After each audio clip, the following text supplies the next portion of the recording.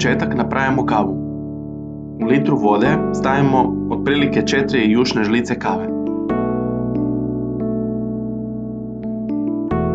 Kada je kava gotova, stavimo je hladiti.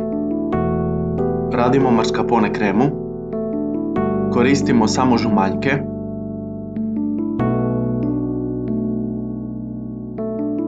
U žumanjke umiksamo šećer u prahu.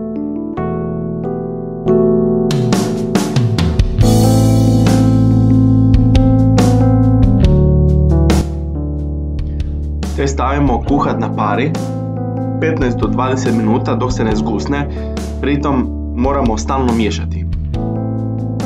Posebno u zdjelu dodajemo slatko vrhnje.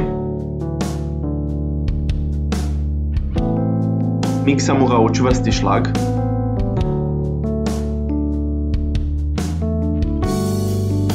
U šlag dodajemo prethodno napravljenu smjesu od jaja. Dodajemo mascarpone sir.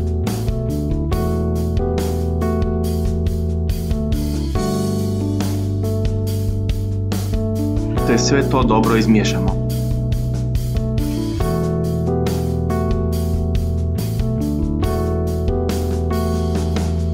Piškote umočimo u prethodno ohlađenu kavu i slažemo ih u pleh. Dodajemo red kreme, ponovno red piškota namočenih u kavu. Moram reći pritom, pazite da ih previše ne namočite jer onda se raspadnu. Stavljamo još jedan sloj kreme.